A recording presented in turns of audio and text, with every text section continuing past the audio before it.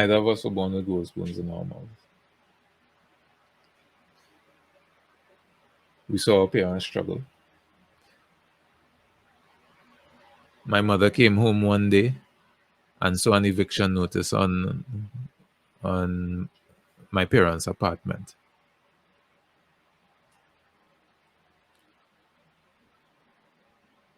And the rent wasn't that much.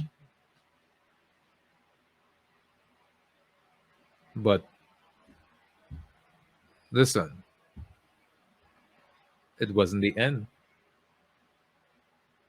My mother did what she needed to do. She went, she educated herself, she acquired skills, she acquired certifications.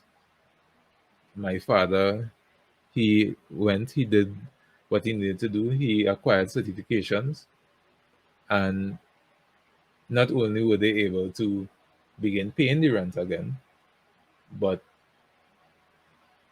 they were able to buy the 2 apartment house and make it into one home. That's one aspect of living in a particular circumstance and coming out of it. Right? This is what we're doing right now. We were taught that we should go to school, get a good education. Nothing is wrong with that. Get a good paying job.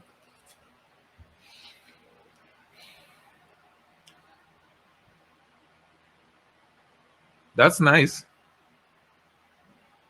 But if we be completely honest with ourselves, the good paying jobs in the country that we live is reserved for those that would have placed in the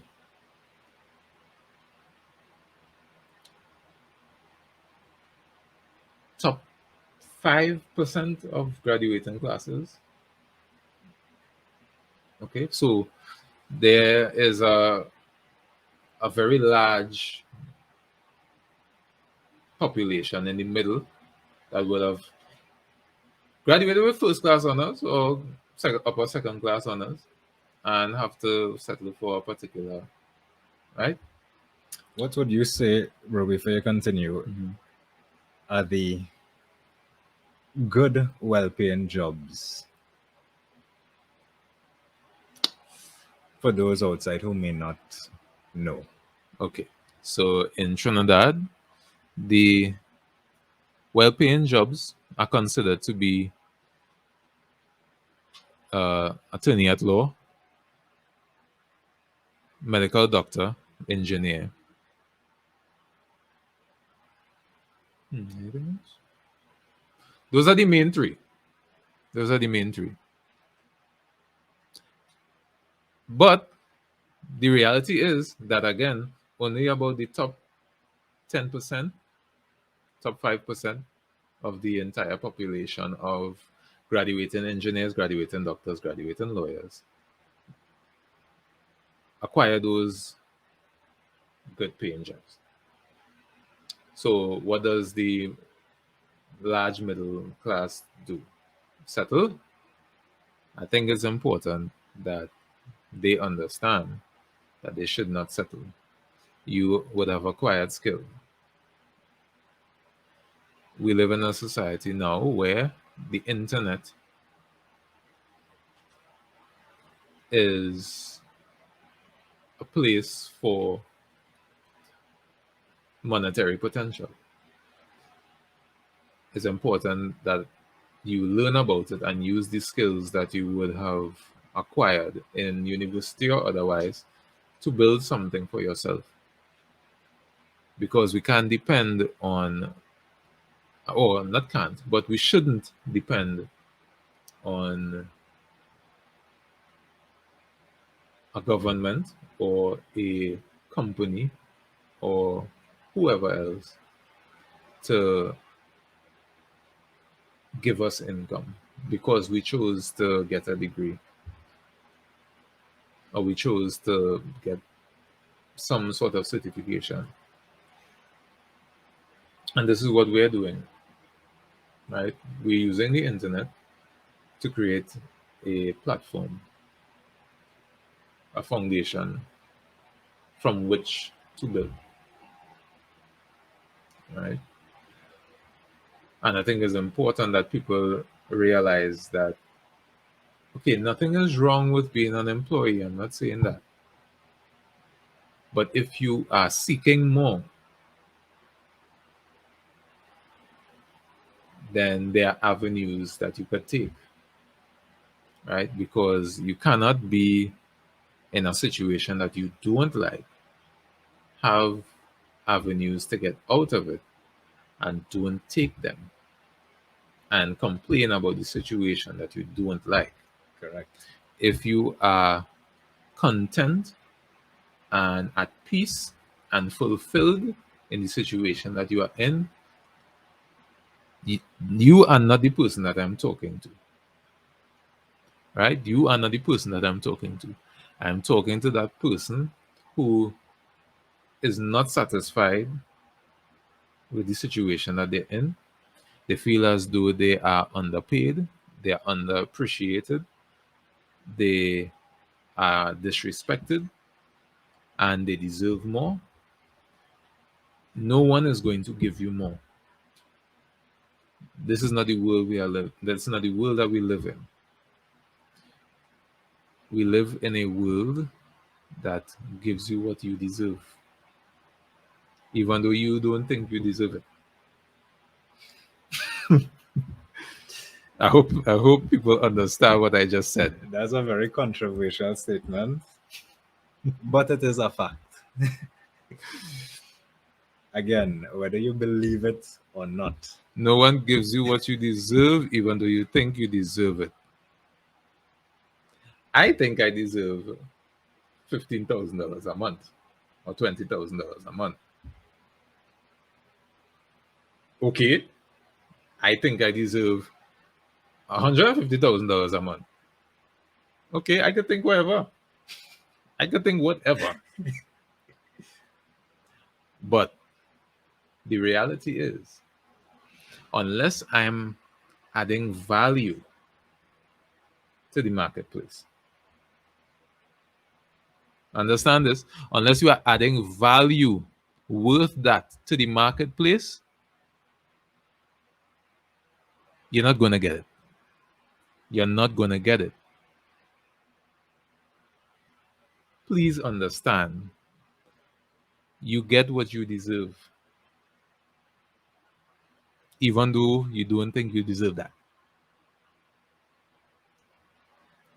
Right? If you want what you think you deserve, you need to add value equivalent to that. Okay? So those employees who are always complaining about the situation they're in without doing anything to either make a step or work towards improving the situation, or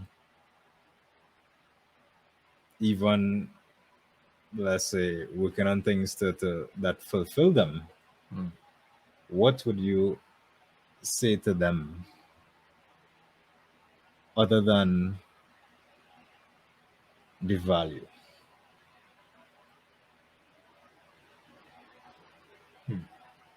I want you to repeat that question.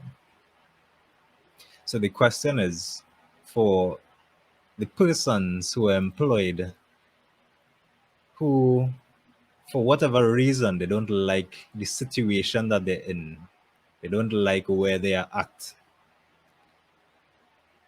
in the place of employment, what can you say to them other than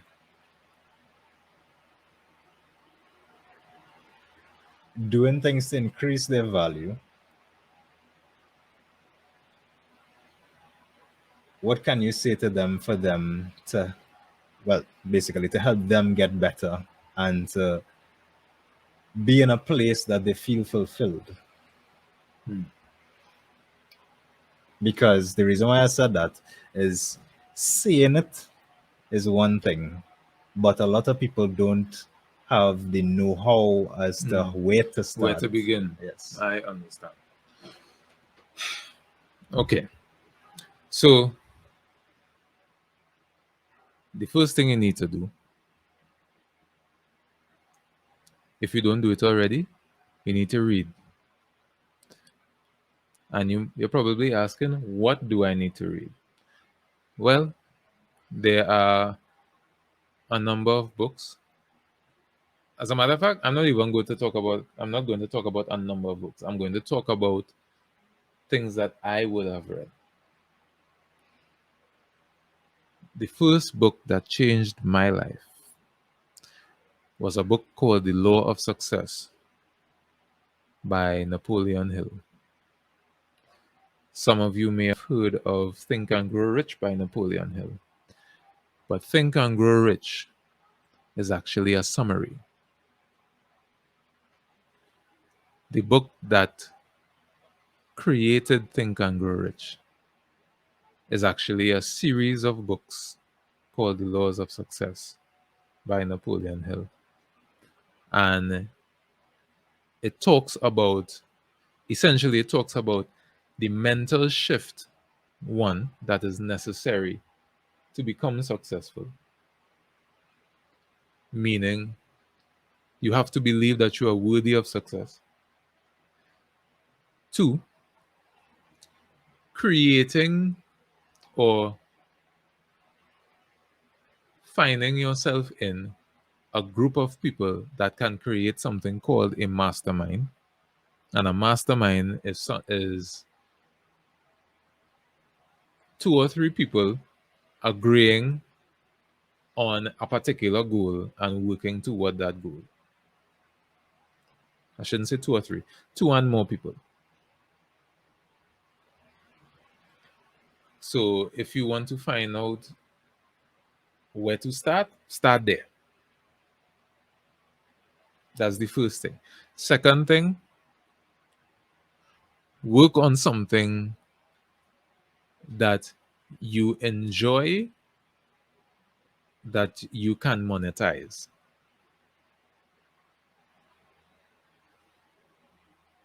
For example, I enjoy people. I enjoy knowledge.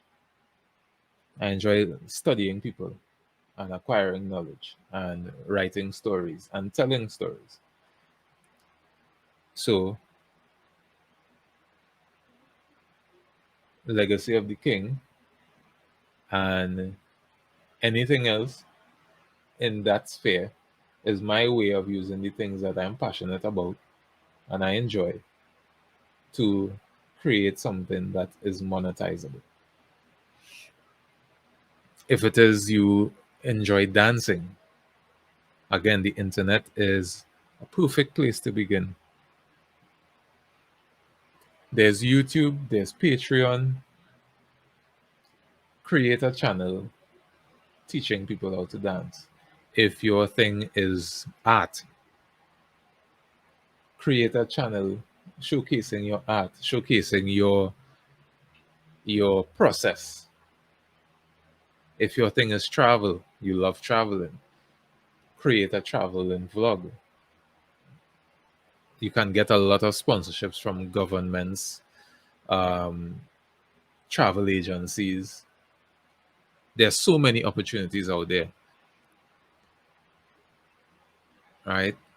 And again, you can't just sit and hope that people will see how valuable you are. You have to see how valuable you are in order for others to see it. Would you agree, bro, that the world, society, and others around us value us the same way that we value ourselves?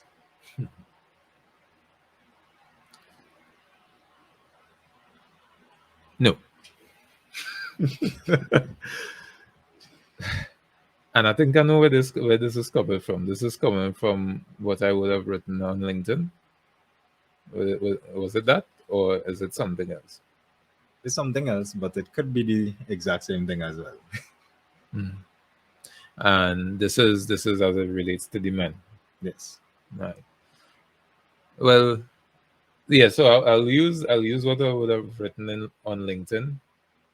Um. Well, let me To, say, let's start with the men. I'll come back to the next point shortly. okay. So as men, our value is based, and if you check my LinkedIn and also check my Instagram, Run Legacy Official, I would have mentioned that society sees our value based on the quantity and quality of things that we can provide.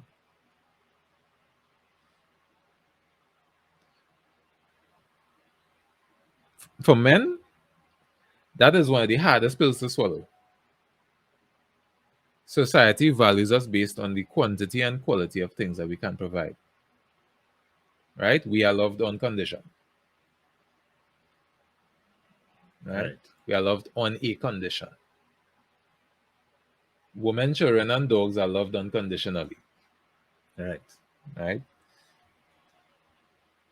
We are loved on condition. It's a harsh reality, but unless there's a significant paradigm shift in society, it's not going to change. So, what do we do as men? We need to accept the fact that it's not going to change, one, and two, do the things necessary that will make us valuable, while at the same time, and this is important, while at the same time being fulfilled. That's difficult to do because you're thinking, okay, I have to provide value, I have to provide value. But you have to remember your peace of mind as a man. We are more likely to get stroke and heart attack than women. I don't know the exact thing, the exact stat, Right. The numbers. the numbers, but we are more likely to get heart attack and stroke than women. And that is because our peace of mind isn't paramount. We are not valuing the way we feel inside because we're not taught to feel, right?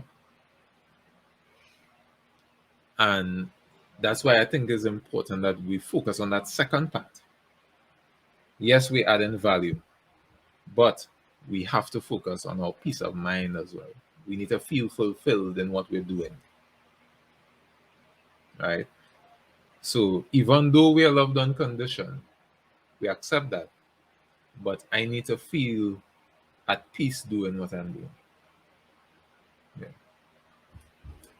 Okay. And the second point was that back to the employees. He had mentioned if we don't create value for ourselves as employees, no one will value us. So, my question is that value?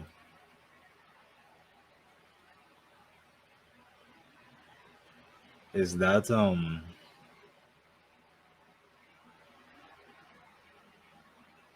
does the world, so for example, if we put value on, do all the necessary steps to put value and create value on what we do as employees, do you think the world would see that value the same way we see it as employees? Well, I think for the employees that feel as though they're being slighted, I think it's important for them to give themselves an option when it comes to employment. In other words, if what you have decided to do on the side, outside of your job, is bringing more value to you, or bringing what you think you deserve, more of what you think you deserve than your actual job, you have the option to leave. You have the option to now negotiate your time. Because if you think you are bringing value to that establishment and they are not compensating you for that value, you have the option to leave. You have now the chance to negotiate, because now that person understands that you know how much you're worth. So now they have to negotiate for your time. Right? You need to put yourself in a position of leverage. How am I going to leverage? And it's not leveraging your money, but leveraging your time. You could always make money. You can't make time. You only have a certain amount of time. So put yourself in a position of leverage if you would like to negotiate the value that you think you're worth.